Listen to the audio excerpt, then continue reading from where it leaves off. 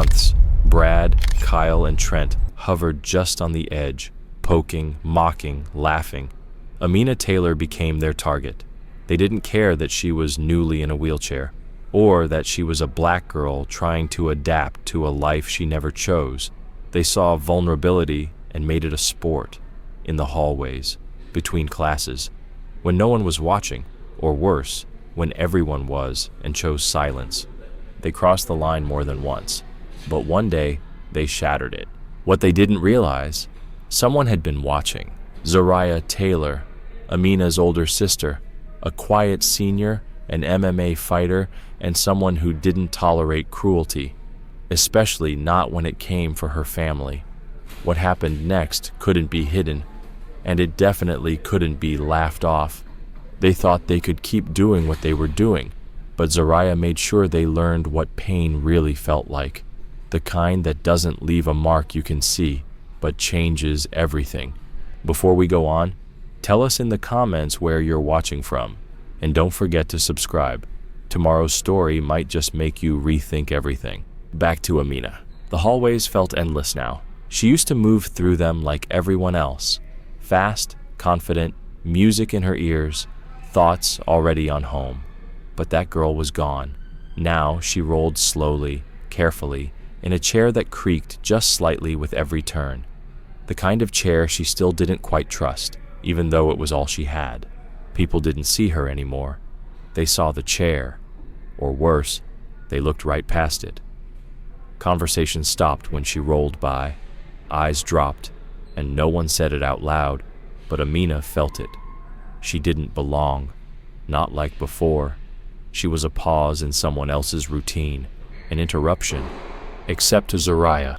Her older sister didn't say much, never had, but she was always there, walking Amina to class, checking in during lunch, watching from across the courtyard. Her presence said what words never could. You're still you, even if the world refused to believe it. After the accident, their bond had changed. It wasn't just sisterhood anymore. It was something deeper, something made of steel. Zariah had been there through it all. The hospital, the long nights, the falls, the silence that came after everyone else moved on. She never made a show of it, but people knew better than to mess with Amina. At least, most people did. Brad, Kyle, Trent. They'd always been loud, always sneering from the sidelines. But back then, Amina could walk away. Now, they saw her chair as an opportunity. They didn't go full force at first. It was subtle, whispered jabs, snide grins. Kyle once leaned in and said, "You look better sitting anyway." Brad dropped a used napkin in her lap like it was a joke. No one laughed, but no one stopped them either. And Amina? She didn't tell Zariah. Not because she wanted to protect them, but because she knew what her sister would do. Zariah didn't yell. She didn't make threats. But when her fuse burned out, it was silent, sharp, and final. Amina wasn't ready to be the reason Zariah crossed that line, so she stayed quiet, and with every passing day, her silence made her smaller. Her mornings blurred into each other. The same routine, the same struggle, the same ride with her sister to school. And then came the same fear. Not of school itself, but of them, of what they'd say next, of how no one would stop them. She had friends once, real ones. But since the accident, they'd started slipping away, some quickly, others slowly. The girl she used to laugh with at lunch now only sent soft, uncomfortable glances from across the room. A few texted after she returned. Most didn't. No one said anything cruel to her face, but no one stood beside her either. And lately, Brad and his crew had stopped pretending. Wheels. Pity case. Floor crawler. They didn't care who heard, just loud enough to sting, just quiet enough to avoid consequences. They brushed too close behind her, slapped the back of her chair when no one was looking, just to remind her that they could. But what they didn't know was that Zariah was done watching, and she was going to make sure they never forgot the day they picked the wrong sister. They didn't just mock her with words anymore. They started jabbing at her space, tapping the backrest of her wheelchair like it was a prop in some twisted game, bumping the foot pedals so the whole frame jolted forward. One time, Trent faked a trip and sent her backpack sliding across the gym floor, then laughed loud enough to fill the hallway when Amina had to quietly ask someone to hand it back. No one helped. No one even asked if she was okay. Amina had learned not to cry at school, at least not where they could see, but the shame, it landed in her chest like concrete. Zaraya, her older sister, knew something was off, even though Amina said nothing. She watched more closely. She lingered at the cafeteria doors longer. She noticed the way Amina's arms stayed folded tight, how her voice got quieter, her words fewer, her warmth dimmer. But Zaraya didn't push. Not yet. She was waiting for her sister to speak when she was ready. Then came the school assembly. It was one of those mandatory events. The whole student body packed into a hot gym full of metal chairs and stale air. Amina didn't mind them. In fact, she liked that she could blend in, just another seat in a crowd. But this one hit different. It was Patriot Day, flags waving, veterans on the mic, the anthem playing through speakers that echoed off the walls. Zaraya had found Amina a spot near the front before heading to her own grades section. Amina sat quietly, hands in her lap, chair locked in place. The mic buzzed. The assistant principal introduced the speaker. Then the anthem began. And like a wave, the room stood. Except Amina. She couldn't stand. That wasn't a choice. But in that moment, it didn't matter. What mattered was how alone she felt sitting there, eyes low, trying to disappear into herself. And then, Brad's voice cut through the anthem like broken glass. "Oh, no respect for the flag?" he said loudly. Heads turned. "Come on, you could at least try to stand up." Laughter stirred. Some boys in the back chuckled. A teacher frowned, but said nothing. Kyle chimed in. Maybe she just doesn't believe in America, or maybe she's just lazy. Now they were getting bolder. Brad cupped his hands like a megaphone. "Stand up! Stand up! Stand up!" And every word was a hammer in her chest. Her cheeks burned. Her throat tightened. She bit her lip, clenched her fists, and kept her head down, trying to hold in the tears. But it was too late. Someone snapped a photo. Someone else whispered something sharp and ugly behind her back. The anthem ended. The gym sat, and in the silence that followed, the only sound was Amina, crying quietly, just loud enough for people to hear, and still pretend not to. She didn't remember the rest of the assembly. She didn't look up. She didn't move. She just waited for it to be over, for the scraping of chairs, for Zaraya. And when her sister returned, she didn't ask anything. She just knelt beside the chair and held her hand for the entire walk back to class. But her jaw was tight. Her silence wasn't still. It was sharp. Zaraya didn't let go the rest of the day.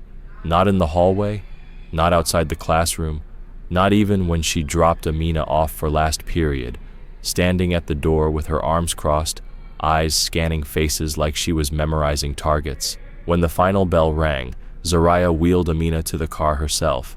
She skipped practice, ignored messages, drove home in silence. But it wasn't quiet. It was heavy, tense. Amina sat staring out the window, watching the houses pass in a blur, watching the sun dip low. Her fingers curled tight around her bag strap. Zaraya didn't turn on music, didn't ask how the day went.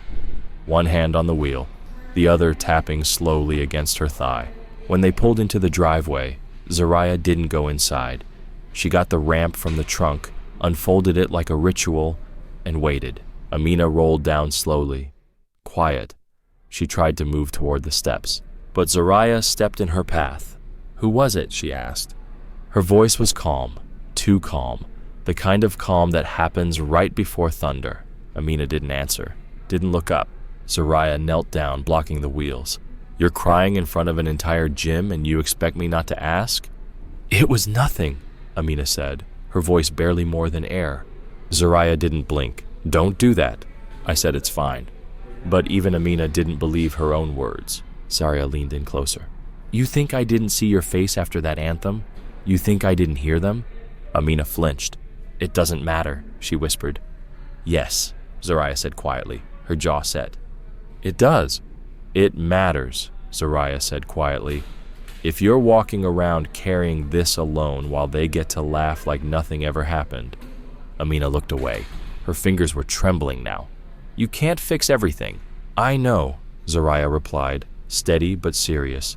But I can fix this, if you just tell me who.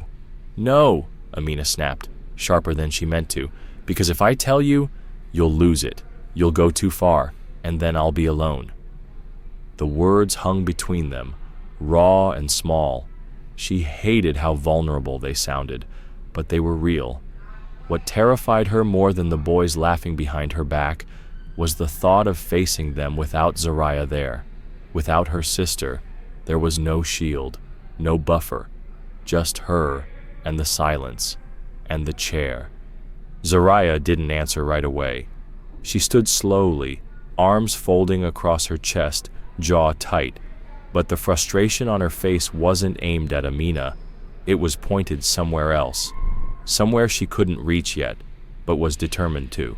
I'm not going anywhere, she said finally, not as a promise, as a fact. But you can't carry this on your own. It's not safe. Amina gave a nod, not because she agreed, but because she wanted the moment to end.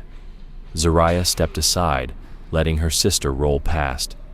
She didn't reach for the door this time, even when Amina struggled to get it open, the wheels slipping on the ramp. She just watched, fists clenched at her sides, feeling every inch of what Amina wasn't saying. That night, Amina barely touched her dinner.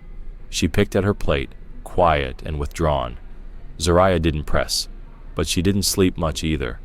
She stayed in her room, lights off, phone face down, eyes fixed on the ceiling like it might explain how everything had gone so wrong. She wasn't mad at Amina.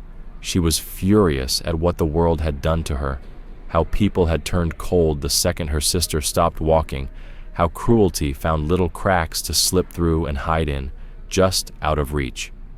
But Zariah was done waiting in the dark. Whether Amina told her or not, she was going to find out. The next morning, the sky was dull and low, the kind of gray that soaked into your clothes. Amina rolled toward the side entrance near the gym, her usual routine. She avoided the main doors now. Fewer people, fewer eyes, less chance of someone turning her morning into something it didn't need to be. She thought she might make it through. She spun the dial on her locker slowly, fingers stiff from the cold, the hallway still quiet and half empty. Zariah was inside already, handling something for student council. They'd planned to meet before second period. Just 1 hour, one hallway, one quiet morning, but she didn't hear them coming. First came the laughter, quiet at first, then louder, like a tide rolling in. Before she could react, a hand smacked the back of her chair. Well, look who rolled in. Captain, sit down, Brad said, leaning over her shoulder with a grin. Amina froze, her fingers locked on the locker dial. She didn't look up. Kyle stepped in front of her, walking backward as she tried to move forward. What? No flag pin today? Thought you'd roll in with a protest sign. He grinned wide. Or maybe one of those bumper stickers, Down with America, in Comic Sans. Trent laughed from behind. Nah, she's too lazy to print one. She'd have to get up for that. Laughter again, louder now. Amina tried to steer around, but Kyle shifted, blocking her again. Brad stepped beside her and grabbed the wheel. Come on, lighten up. Just having some fun, he said, tightening his grip. Bet I could pop a wheelie with this thing. Amina's voice was quiet but sharp. Don't. Oh, she talks, Trent said, mocking surprise. Guess she didn't leave everything in the hospital. Before she could react, Brad suddenly reached down, flipped the brake, and then everything tilted. Her world shifted sideways. One of them had the handles, the other pulled the base.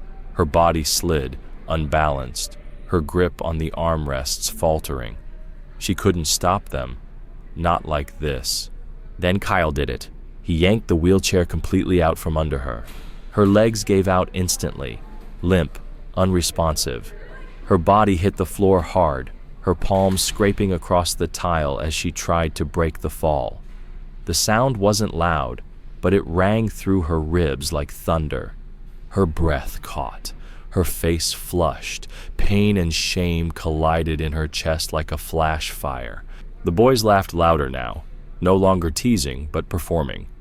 Brad hopped into the chair like it was a prop. He spun it in circles, making engine noises. Vroom, vroom, out of my way! And Amina lay there, frozen, humiliated, trembling. She didn't need help to know she couldn't get up.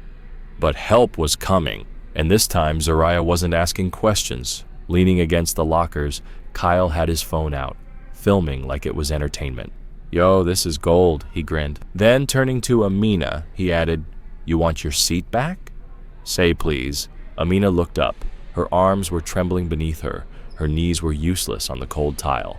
Give it back, she said, but the words came out thin, like air with no strength behind it. Trent nudged the wheelchair with his foot. She can't even crawl right. Maybe we should race her down the hall, he laughed. The others joined in. Some students started to gather, unsure if it was a joke or something worse. Most turned away, walking faster, pretending they didn't see anything.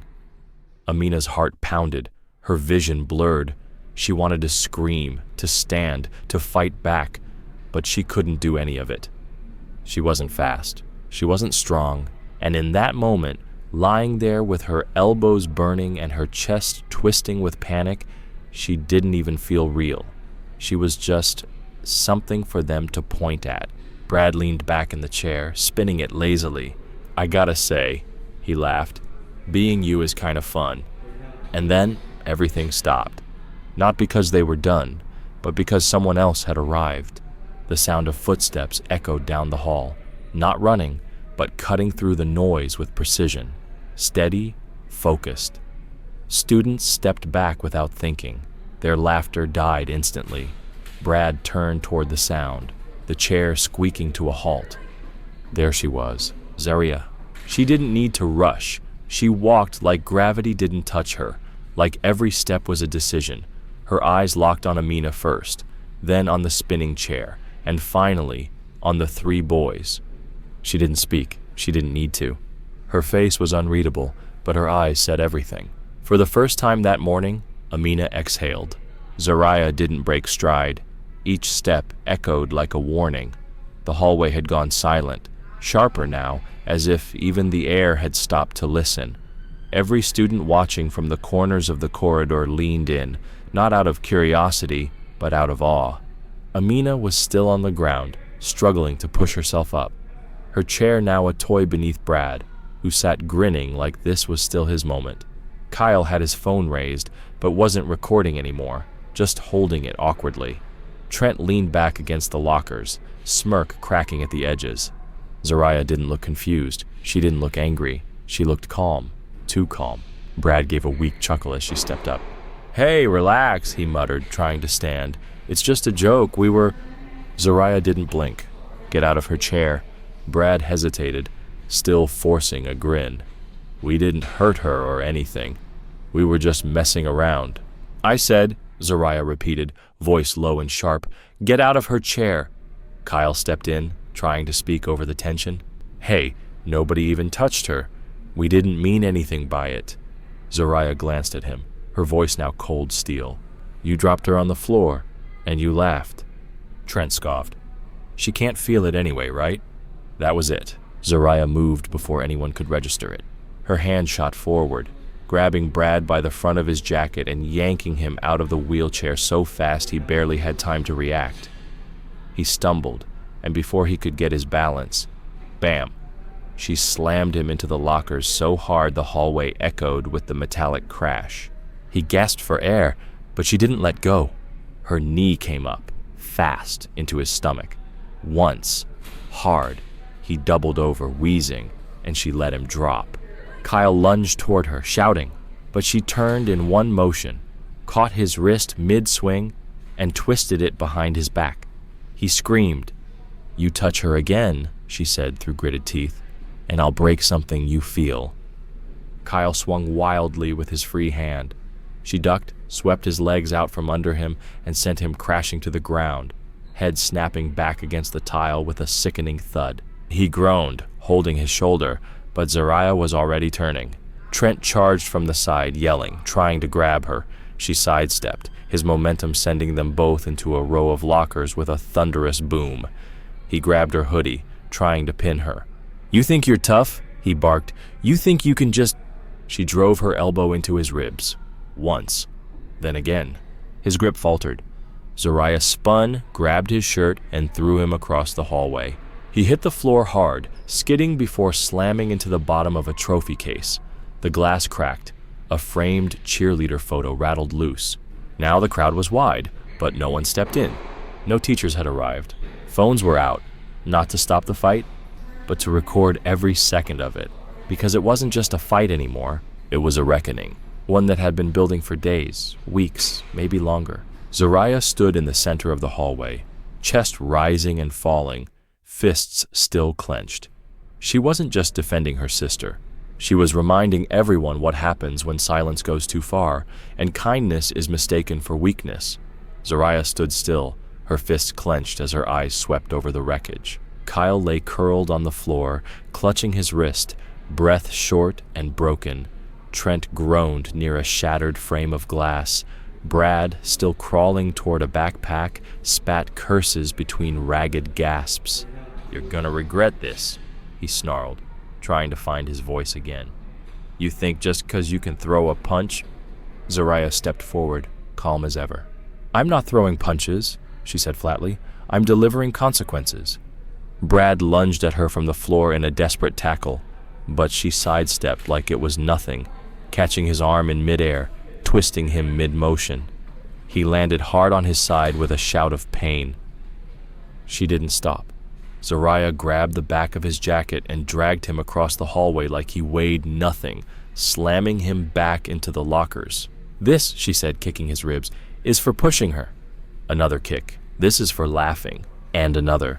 "And this is for filming it." Brad tried to speak, but nothing came out. She turned. Her eyes found Kyle, now scrambling to his feet, pale and terrified. "You want to finish this?" she asked, low and steady. He shook his head fast. Too late. She grabbed him by the shirt, slammed him into the lockers beside Brad, drove her knee into his gut, then followed it with one clean, vicious right hook. Kyle crumpled on impact, sliding to the floor like dead weight. She didn't shout. She didn't gloat. Her silence said more than any threat ever could. But she didn't see Trent getting up behind her, blood on his lip, fury in his eyes. He didn't rush this time. He lunged, wrapping both arms around Zariah's waist and yanking her to the floor. They crashed down hard, his elbow slamming into her temple in the fall. For a second, everything spun. Noise and color blurred. He tried to pin her, growling, cursing between clenched teeth. "You think you're some kind of hero?" he spat. "You're nothing. Just another thug. Just another—" But Zariah twisted under him, gritting through the pain, forcing her knee between them. She shoved up with raw power and flipped him off her, reversing their positions in one motion. Her elbow came down once hard into his jaw. Then again. She grabbed the front of his shirt and slammed the back of his head into the tile. Once, then twice. The thud echoed, and suddenly everything in the hallway froze. Blood ran from Trent's mouth now, dark, fast. When she stood, he didn't move. Kyle was dragging himself toward an exit, one arm limp, his breathing shallow and rattled. Brad reached for a broom from a janitor's bucket left near the lockers. His hands were shaking. He swung it once, blindly. The handle clipped Zariah's shoulder. She didn't flinch. She turned slowly. Brad froze, still crouched, holding the broom like it might protect him. She stepped forward and slapped it from his hands. It clattered to the floor before he could blink. Then she grabbed him by the collar, lifted him off the ground just enough to look him in the eyes. "You humiliated my sister," she said, voice razor sharp. "You pulled her from her chair, you laughed, you filmed it. You watched her on the floor while you played with the one thing that gives her freedom." Brad was trembling now. I'm sorry." "You think I'm crazy?" Zariah asked. He nodded, fast, tears in his eyes. "You're right." And she punched him. One clean shot, not rage, just precision. His head snapped back, and he dropped, limp in her hands, hitting the floor like a coat someone stopped kneading. The hallway looked like the aftermath of a riot. Lockers dented, Glass cracked, blood smeared, backpacks strewn across the tile. Phones still up, mouths still open, but no one spoke. Not a single adult had shown up until now. At the far end of the corridor, one teacher finally appeared, running. But Zariah didn't look at them. She turned, slow and steady, blood trickling from her temple, her hoodie torn at the shoulder, her ribs aching from the fight. Her breath came in short bursts, but her eyes scanned the hallway like a storm still hadn't passed. Then she saw her, Amina, still on the floor, leaning against the lockers, shaking, silent. She hadn't cried again. Not yet. But her eyes were locked on her sister, on everything that had just unfolded. Zariah stepped through the debris and knelt beside her. "Come here," she said softly, her voice for the first time gentle. Amina didn't speak, but she leaned into her, and Zariah just held her. She slid her arms under Amina's back and legs, lifting her gently, like something precious, broken but never disposable. She stepped carefully over the broken glass, around the boys, past the stairs. The wheelchair lay near the trophy case, tipped sideways, one wheel still spinning. Zariah lowered Amina into it slowly, adjusted the footrests, smoothed her sleeve, brushed the hair back from her face like she used to when they were little. She didn't ask if she was okay. She already knew. But she was safe. And that was what mattered now. Then, without a word to anyone, Zariah placed her hand on the back of the chair, her knuckles bruised, her clothes torn, her breath still heavy, but her grip steady, unshakable. And she pushed. Zariah said nothing as she pushed her sister down the hallway. Behind them, the wreckage of what had just happened stretched out like a battlefield. Boys groaning on the floor, lockers dented, streaks of blood drying on the tile. But she didn't look back. She didn't care who was filming, who was whispering, who was pretending they hadn't watched everything unfold. All that mattered was the weight in that chair and the silence hanging over it.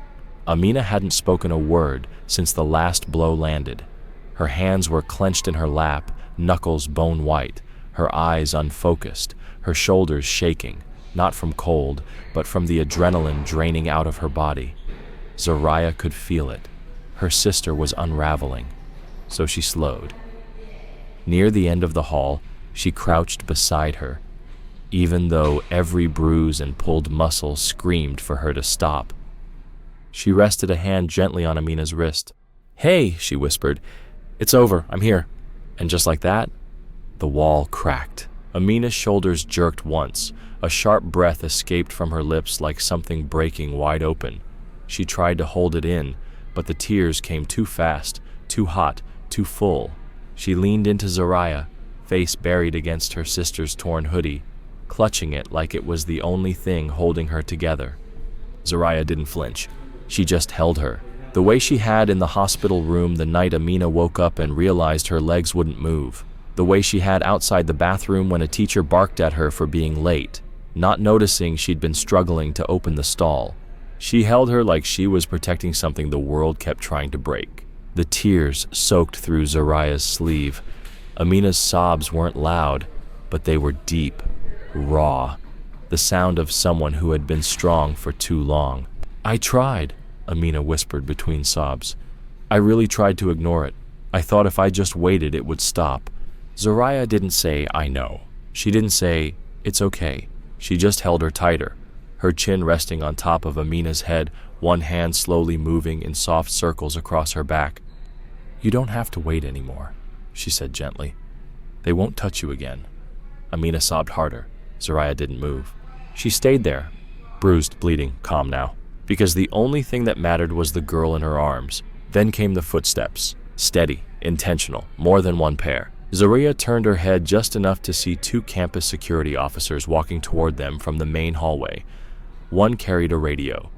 The other already had a hand on his chest clip.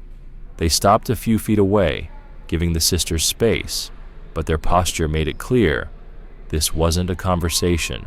This was protocol. "Zariah Taylor," one of them said quietly. She didn't move. "The principal needs to speak with both of you." Amina tensed again, arms tightening around her sister's waist. Zariah looked up, not afraid, not angry, just steady. She met the officer's eyes, then looked down at Amina and whispered, "We're going together." And that was it. She turned the chair and followed the guards without hesitation. Wherever they were going, they would face it side by side. The main office was too clean. That was Amina's first thought. The floor was too polished.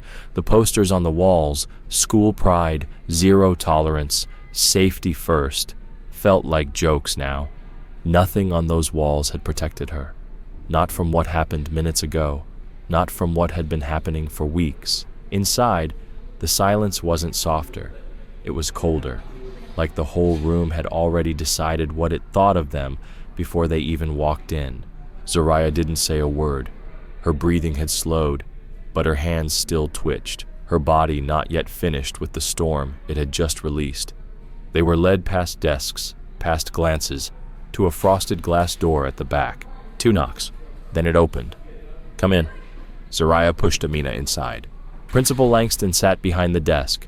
Vice Principal Meyer was next to him, his glasses crooked on his nose, his expression unreadable. Neither looked shaken or shocked, just settled, like this wasn't a crisis, just paperwork. Zoraya stood tall. Amina tried to disappear into the cushion of her chair. Langston adjusted a file on his desk. "Zoraya Taylor," he said evenly. "Do you understand why you're here?" Zoraya's answer came fast. "Because I stopped 3 boys from attacking my sister." Langston nodded slowly, too slowly, like he was already preparing the but. "We've reviewed student footage," he began. "We've spoken with staff. We understand what happened to Amina was serious." Then Meyer cut in. "However, your response was violent, escalated. Several students have already left campus." "Several students left campus with injuries," Langston said flatly. "One may have a broken rib. 2 others have concussions." Zoraya didn't blink. "They're lucky that's all they have." Langston leaned forward, elbows on the desk. "And that's exactly the problem. We cannot have students taking justice into their own hands." Zaria's voice sharpened. "They dragged her out of her chair. They left her on the floor. And I'm the problem?" "There's a line," Vice Principal Meyer said, cutting in, "and you crossed it." Zoraya's fists curled at her sides. "Because I did what none of you would." Langston gave her a slow, measured look, then glanced down at the file in front of him. "We've made our decision. Effective immediately. You are expelled." The room went still. The words hit like a punch to the chest. Amina's eyes widened, her mouth opening, but no sound came. She turned to her sister, waiting for her to argue, to push back. Zoraya did. She stepped forward, voice tight with disbelief. "You're serious? I'm the one getting thrown out while they get to limp home, tell their version, and come back tomorrow like nothing happened?" "They're being disciplined," Langston replied stiffly. "Pending further review. But your response went too far. You used excessive force."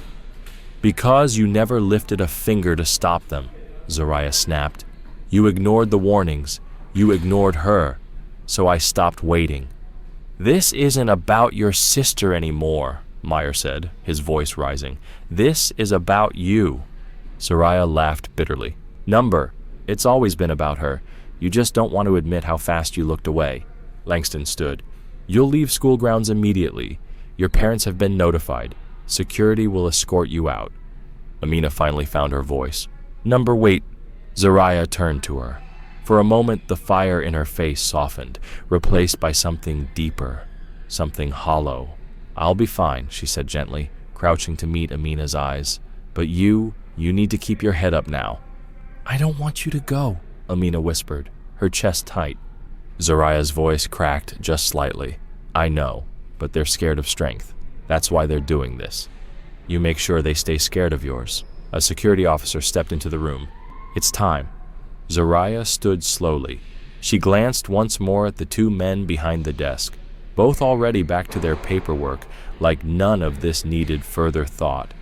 Then she walked out, and with each step, Amina felt the fear grow, because the one person who had always been there, who stood between her and the world, was gone now.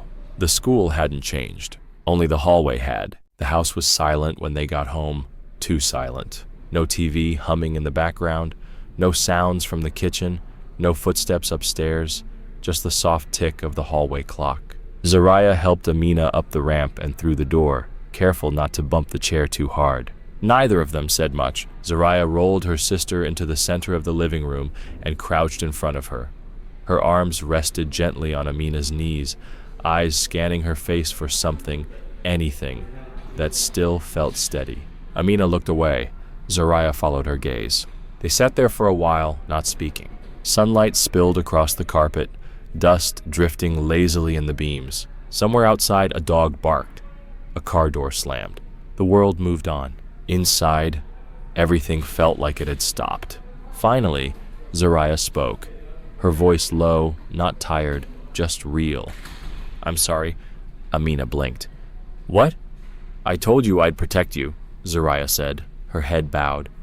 "And now I'm not even allowed within 50 feet of your school." Amina shook her head. Her throat tightened. "You didn't do anything wrong." Zariah looked up, her eyes tired. "Didn't I? I put 3 kids in the nurse's office, gave them bruises, blood, excuses. Now I'm the one they'll paint as out of control, the angry girl, the threat. Meanwhile, you're still stuck in there, with them." Amina didn't speak right away. Her hands were clasped tightly in her lap, shoulders stiff. She looked so small in the chair sometimes, not because of her body, but because of what the world had forced her to carry alone. "I'm scared," she whispered finally. Zariah didn't say a word. "I'm scared they're going to come after me again," Amina continued, tears building, "that I won't be able to stop it this time, and now you're not there. No one is." Zariah moved closer, sitting cross-legged on the floor, her knees just touching the footrests. "That's not true." "They didn't believe you," Amina said. "You saw what happened. And still, they made you the problem. If they can do that to you, what do you think they'll do to me?" Zariah leaned back slightly, breathing deep through her nose. "They can lie in meetings," she said. "They can hide behind their desks, but they can't lie to the world." Amina looked confused. Zariah's eyes narrowed. "The video," she said. "The one Kyle was filming. The one the school tried to pretend didn't exist. Kyle deleted the video from his phone, but Zariah had seen 3 other students recording, and one of them had already posted a short clip. Just a few seconds, but enough. It showed Amina on the floor, Brad spinning her wheelchair like it was a toy. Laughter, indifference, cruelty, uncut. The video disappeared within minutes, but Zariah had screenshotted it. Amina frowned. "You think someone out there has the full footage?" "I don't think," Zariah said. "I know, and even if they don't, we already have enough to tell the truth."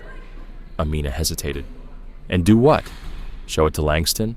He's already made up his mind." Zariah shook her head. "Not him, everyone else."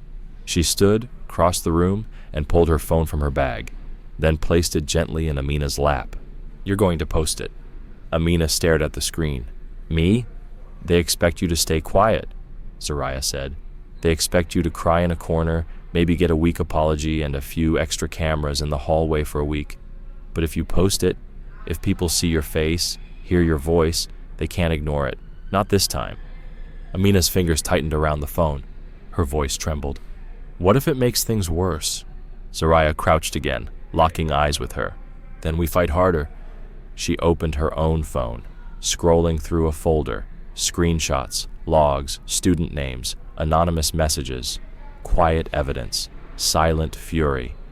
"We'll post the clip, just a few lines. Then we tag everyone, the school board, local news, disability rights groups, anyone who might actually listen.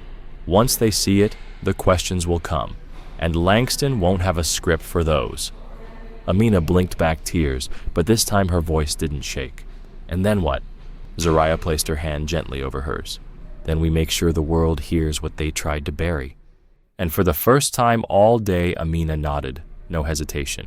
They didn't sleep much that night. Zariah sat at the edge of her bed, typing and reworking every word. Amina lay curled in her chair beside her, wrapped in a blanket, eyes wide open, not afraid anymore, just awake. They chose the clearest footage, shaky but real, sent anonymously by a student. No edits, no cuts, just the raw truth. Amina on the floor, Brad in her chair, Kyle laughing, Trent turning his back. No sound design, No commentary, just what actually happened. Zariah added subtitles. She blurred the students who hadn't intervened, protecting those who'd been silent but might now find courage. The caption was simple. "This is what they did to my sister. She's disabled. She asked them to stop. They didn't. I was expelled for defending her. They're still enrolled. Please share this before it disappears again." At 2:14 a.m., Amina hit upload. Her finger hovered, then tapped. Her face was calm, not hardened, not numb. Focused. Zariah posted the same video. They tagged every local outlet, every disability rights organization, every student group they could find. At first, nothing. A few likes, a few reposts, a comment here and there. But then, by sunrise, the view count was rising. A high school senior with a big following reposted it. Then a local disability advocate. Then a journalist. By 10 a.m., it was everywhere. The school district was being tagged in hundreds of posts, demands for answers, screenshots of the principal's quotes, hashtags like "Stand with Amina" and "Justice for Zariah" began trending. Zariah sat beside Amina at the kitchen table, scrolling through the reactions. Some were angry, some heartbroken, some outraged in a way that felt like justice finally standing up. Amina said little. She just kept watching the numbers rise, quietly, steadily. By lunchtime, 100,000 views. By early evening, 500,000. Local news stations picked it up. Anchors quoted the district's generic statement. An investigation is underway. But no one cared about that anymore. The internet had already decided. Their inboxes exploded. Messages from strangers, from teachers at other schools, from parents with kids in wheelchairs who knew exactly how that silence felt. Some offered help. Some just said, "Thank you for saying what we couldn't." One civil rights attorney asked if they were already preparing legal action. Zariah flagged that message immediately, but the biggest shift came with a phone call. Their mother was still at the counter, chopping vegetables, unaware of how far the story had spread. The call lit up her phone. "Langston," Zariah answered. His voice came stiff, brittle. "Miss Taylor, we'd like to schedule a meeting at your earliest convenience regarding the current matter."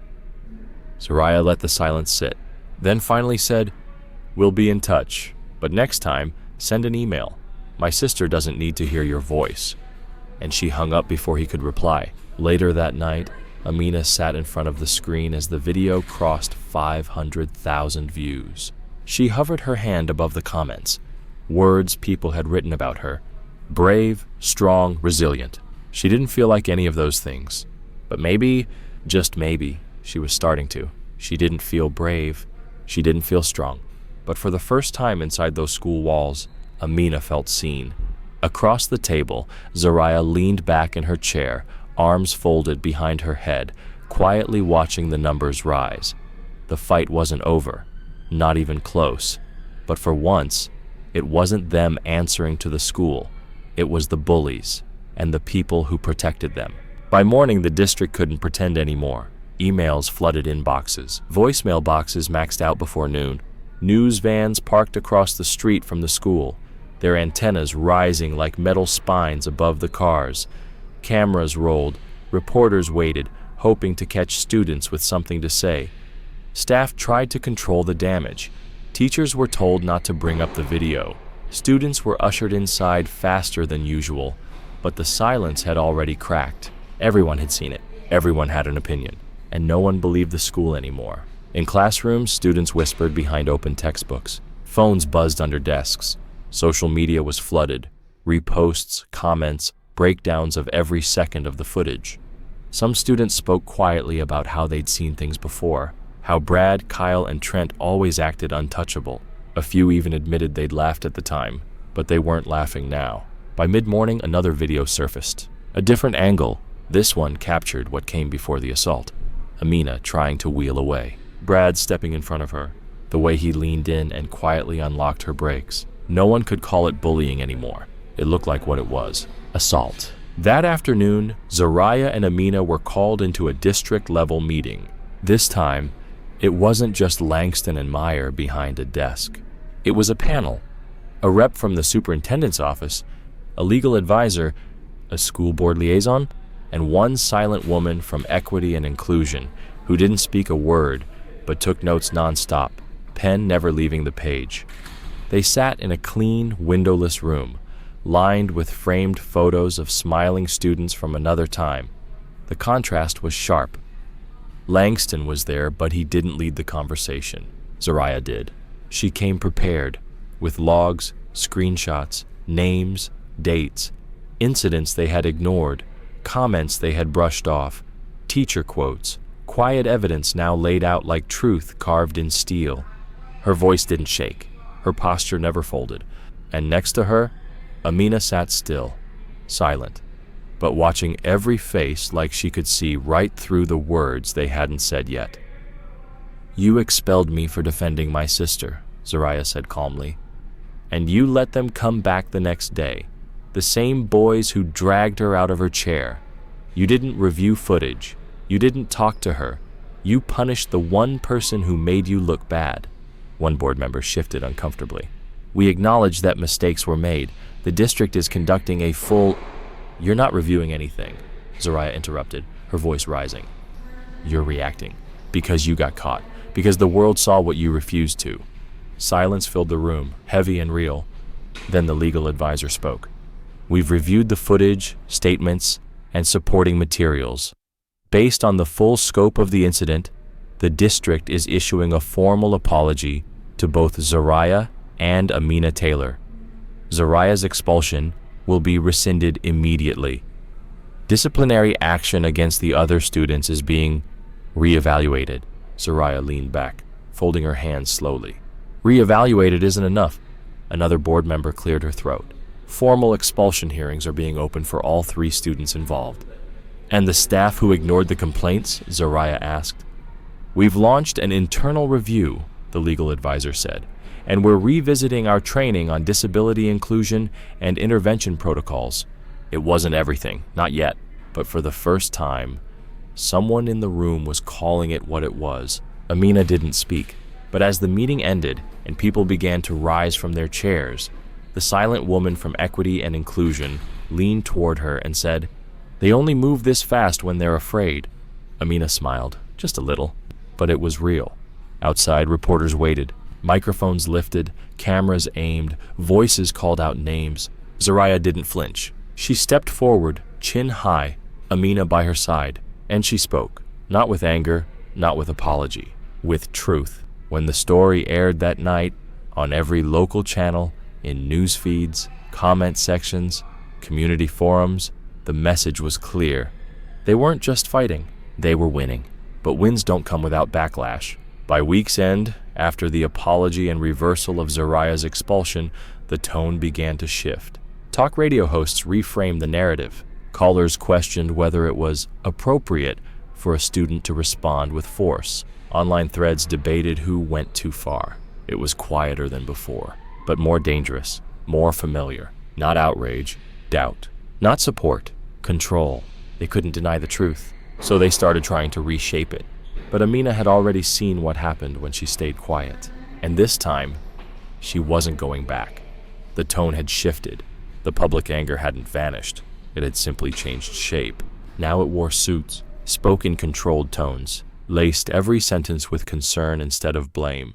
"I'm not saying what happened to that girl wasn't awful," one man said on a popular radio show. "But at some point we have to ask, did that other girl go too far? She did put 3 boys in the hospital." Later that same day, a mother called in, voice tight, rehearsed. "My son Kyle has never been a bully. He got caught in a moment. That girl, she's a trained fighter. Why isn't anyone asking if her response was excessive?" Others followed, letters to editors, online comments under news articles, carefully phrased statements, not from the boys themselves, but from their lawyers, their parents, their PR teams. They didn't deny what had happened, but they didn't apologize either. Instead, they turned the spotlight from what was done to who responded. Zariah stopped being a sister who defended. She became the expelled MMA student. Some blogs called her aggressive. Others quoted anonymous sources suggesting she had a history of violence, though none could prove it. The implication was clear. Maybe Amina was a victim, but Zariah? She was dangerous. Zariah read every headline. She didn't react, not outwardly, but Amina saw the signs. She stayed up later. She posted less. She stopped replying to friends. She said she was fine, but walked like she was waiting for the next wave to hit her. And that hurt Amina the most, because she knew what it felt like to be reduced, to be misunderstood on purpose. And now they were doing it again, not with hallway slurs, but with editorials and microphones. At school, things shifted too. A few students started wearing red wristbands, the varsity team's color. A quiet, passive show of support for Brad and the others. A few made passing comments. One boy muttered, "Zariah got lucky she's not in jail." Another laughed and said, "Amina should be grateful anyone even talks to her." They didn't touch her. But the air felt different now, heavier, meaner in silence than it ever was in noise.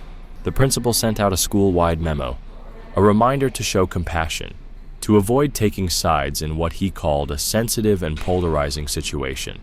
Zariah saw it on the bulletin board. She tore it down, crumpled it, tossed it in the trash. "They want a clean ending," she told Amina that night. A quiet press conference, a lesson learned, everyone back in class like it never happened. Amina looked up. "But it did happen." Zariah nodded. "And that's why they're scared, because we're not letting them wrap it up." The next morning, everything changed again. A legal filing went public. Amina Taylor versus the District Board of Education. A civil suit, alleging failure to protect a disabled student, negligence, systemic inaction. The attorney who had reached out after the first video filed it on their behalf. Zariah didn't speak at the press conference. She stood behind Amina, steady, quiet, unshaken. This time, Amina did the talking, clear, focused, calm. "It's not about revenge," she said. "It's not about attention. It's about safety. It's about fairness, about dignity. And I haven't had those things since the day my chair became a target." After the speech, reporters crowded them again. Some asked about the wristbands, the rumors, the backlash from the boys' families. Amina answered every time the same way. "I can't walk away, so I won't back down." And in that moment, through all the spin, all the narratives, one thing was clear. Zariah didn't fight alone anymore. Now, Amina stood with her, and she wasn't sitting quietly anymore. It happened 3 days after the lawsuit was filed. The weather had turned colder, wind sharp at the edges, sky heavy with gray, undecided whether to rain or just make the city feel heavier. Amina and Zariah had just finished a short meeting with their lawyer. Nothing urgent, just updates. They stepped out the back entrance of the district building into the narrow parking lot bordered by chain-link fencing and scraggly hedges. That's when they saw him, Brad, and his father. Brad stood stiff by the passenger door of a black SUV, hands stuffed into the pockets of a varsity jacket he hadn't earned back yet. His face was pale, but his jaw was tight. Something angry simmered just beneath the surface. His father leaned against the hood of the car, tall, broad, salt and pepper stubble, a suit jacket worn like armor, arms crossed, jaw locked, the kind of man used to winning arguments with tone, not truth. Zariah slowed, but Amina didn't. She wheeled forward, not fast, not bold, just steady, and when she stopped, 10 feet from them, she didn't flinch. Her hands rested lightly on the rims, her posture upright, her expression calm. She wasn't just facing them, she was meeting them. He stepped forward first. "You think you're clever," he said, voice low and tight, the kind that filled the space without needing to shout. "Dragging my son's name through the mud, spinning stories, destroying his future. You really think anyone's going to remember the truth after you've poisoned it like this?" Amina tilted her head slightly, her gaze unwavering. "I'm not the one spinning anything." He stepped closer. "You have no idea the kind of damage you're doing." Behind him, Brad said nothing. Zariah moved in, slow and ready, every inch of her body alert. But Amina raised a hand, just slightly, not to retreat, but to lead. Then she looked straight at Brad. "You brought your daddy to yell at me?" she asked, voice calm. "Wasn't brave enough to do it yourself?" His eyes twitched. His father's jaw locked. "You're out of your depth, little girl." Amina smiled, slow, sharp, tired. "I've been dragged across floors, left on the ground, laughed at by people who thought I'd stay quiet forever. I'm not out of my depth. I'm just out of patience." He took another step, testing her. Zariah moved again, but Amina held her ground. "You call this strength?" he asked bitterly. Sitting in a chair, hiding behind a lawsuit? Amina didn't blink. "No," she said. "Strength is sitting in a chair and still making people like you nervous." That landed. The man's eyes dropped, just for a second. A flicker of uncertainty. The first crack. Behind him, Brad's jaw was tight, his mouth pressed shut. He still didn't speak, didn't apologize, didn't step forward. He just stood there, shadowed by the man who had clearly taught him how to fight, but only when the odds were already in his favor. Amina leaned forward in her chair just slightly. "I'm not scared of you," she said, "and if you think showing up here will stop me from telling the truth, you really don't understand who you're dealing with." The man stared at her for a long beat, then turned to Zariah. Whatever he saw in her eyes made him pause. He stepped back, said nothing, nodded to Brad, turned, walked away. Brad followed. He glanced back, just once, but Amina had already turned away. The SUV pulled out of the lot and disappeared down the road. The wind picked up behind it, tugging at Amina's coat. Dry leaves rattled across the pavement like coins scattered at the end of something. Zariah stood beside her silent. "You okay?" she asked after a moment. Amina didn't look at her. She kept her eyes forward. "I'm just tired of people thinking they can scare me." Zariah smiled softly under her breath. "They're scared," she said. "That's why they showed up." Neither of them said the rest, but they both felt it. This wasn't the end. But it wasn't survival anymore. It was control. By the following week, the school's strategy fell apart completely. Their silence, their vague press releases, their soft, "we're looking into it" statements. None of it worked. Every time they tried to reset the narrative, the internet broke it wide open. Every carefully worded sentence that didn't name the boys was torn apart in comment sections, memes, news panels, and stitched TikToks. Every delay looked like guilt. Every neutral phrase read like cowardice in better font. And then a new recording surfaced. Not video, audio. Grainy, older, but unmistakable. Brad's voice laughing in a classroom. "She's dead weight." Someone else whispers something, unclear, and they both laugh again. In the background, the soft squeak of a dry erase marker. A teacher, clearly present, saying nothing. The clip spread faster than the first, because now it wasn't just about cruelty. It was about complicity. People began speaking out. A former student posted a thread about how she was harassed her senior year, and the school investigated quietly, then told her not to ruin anyone's future. Another mentioned Kyle getting caught with alcohol in his gym bag and walking out of detention 2 days later, his record clean.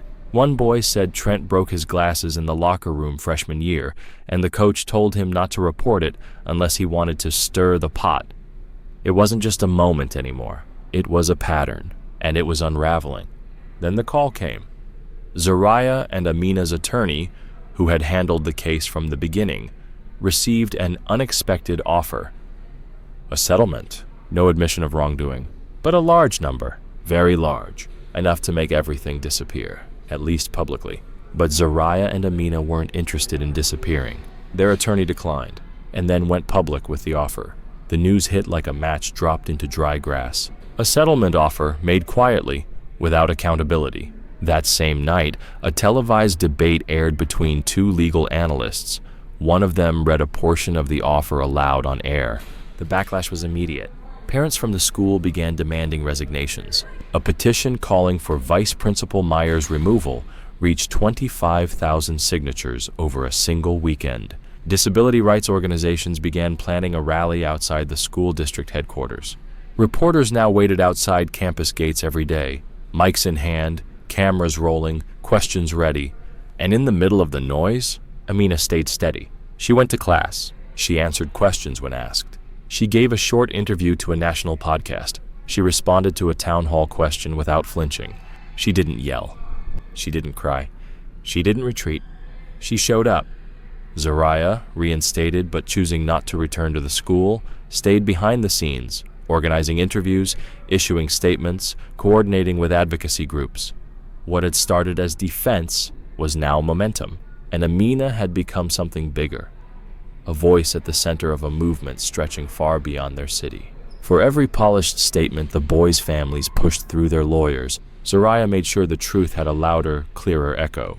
One evening, Amina sat at the kitchen table, scrolling through her phone. Then she saw it. A new post from someone she didn't expect, a boy from school, one of the quiet ones. He looked straight into the camera and said, "I should have helped her. I saw what they did." I didn't say anything, but I'm going to now. He shared the petition. He tagged the district. He named Brad. Amina didn't know how to feel. But when she looked across the table and saw Zariah watching her, the corner of her mouth lifted into something small and proud. Amina understood something simple. They weren't being heard because they begged for it.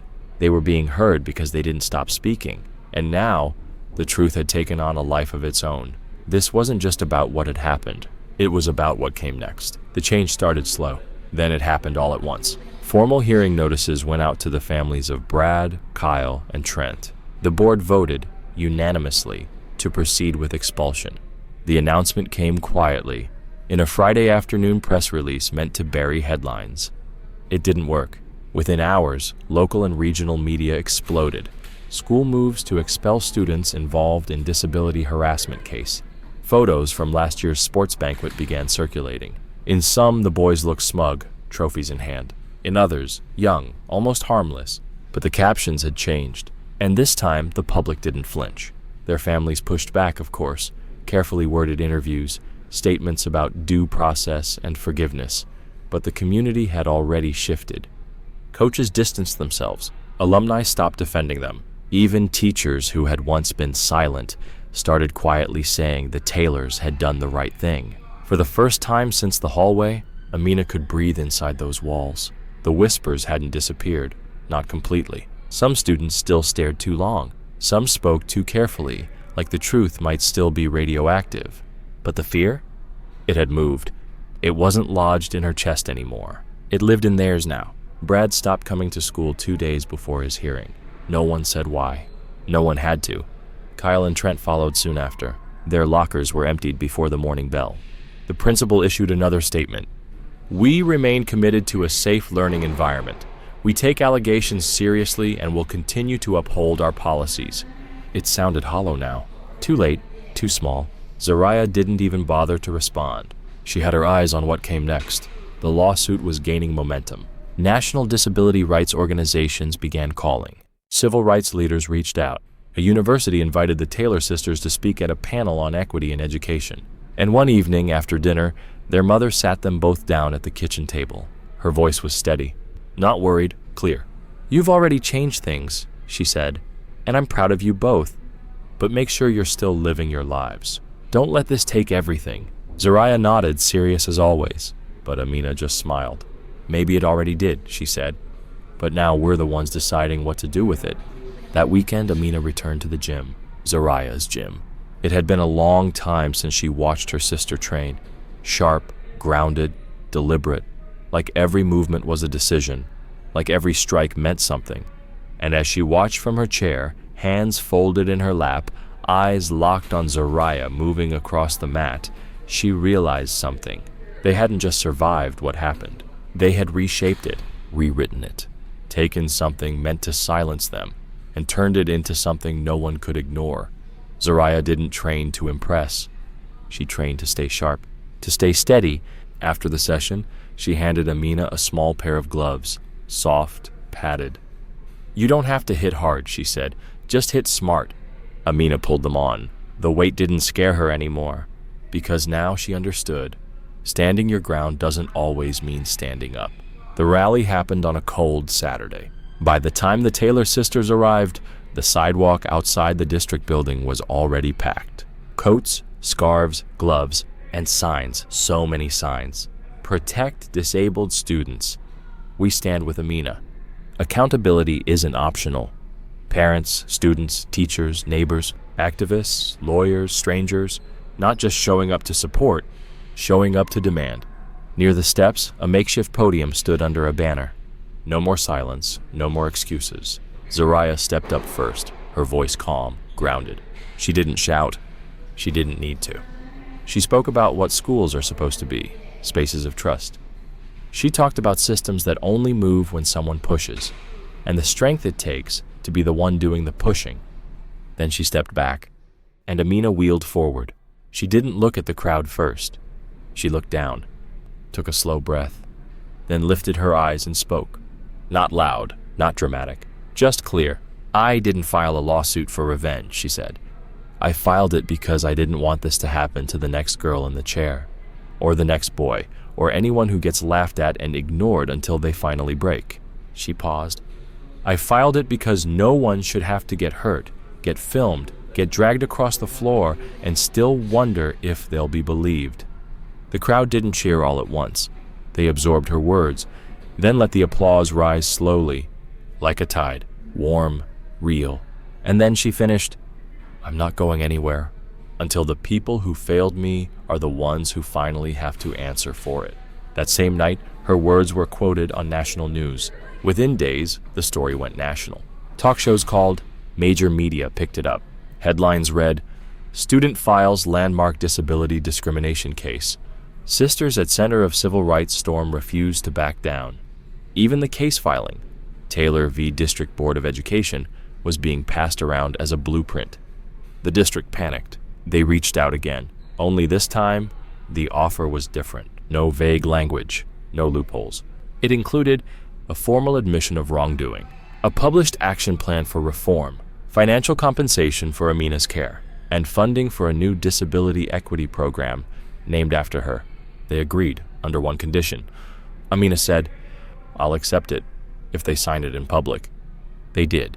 The agreement was signed in an open session, cameras rolling, journalists present. The superintendent read a statement acknowledging the district's failure to protect Amina Taylor and recognizing Zariah Taylor for stepping in when adults did not. It wasn't just a win. It was a shift. After the signing, the sisters sat on the front steps of the building. No speeches, no celebration, just quiet. Reporters drifted away. The sky turned soft gray. Zariah handed her a bottle of water and said quietly, "You did it." Amina shook her head. "We did it." And both of them knew this wasn't about revenge anymore. This was about what came next. The story faded from the headlines eventually.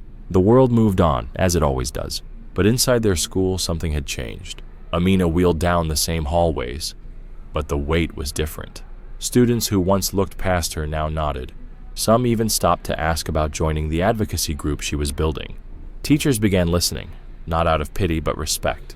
She helped redesign accessibility plans. She advised on training sessions. And for the first time since the accident, Amina didn't feel like she was surviving. She felt like she was building something.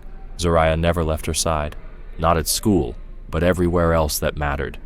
They drafted proposals, planned summer workshops, turned late nights into real change. One afternoon, their mom walked into the kitchen and placed her phone on the table.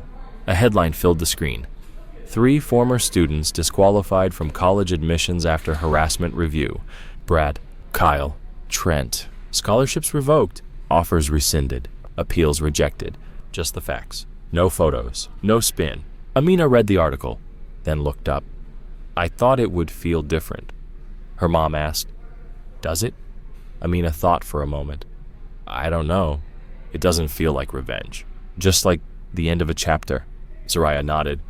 That's all it ever needed to be. That evening, Amina sat on the back porch, a blanket over her legs, a notebook in her lap. She scribbled down questions for the next meeting, speakers to invite, ideas to shape. The wind was cool, but not bitter. And for the first time in years, she wasn't chasing after a life she'd lost. She was living the one she had built, and it didn't scare her anymore. If this story moved you, share it with someone. And if you're new here, subscribe so you never miss the next one. In the meantime, I've handpicked 2 powerful stories for you, right here on screen. Take care, stay strong, speak up.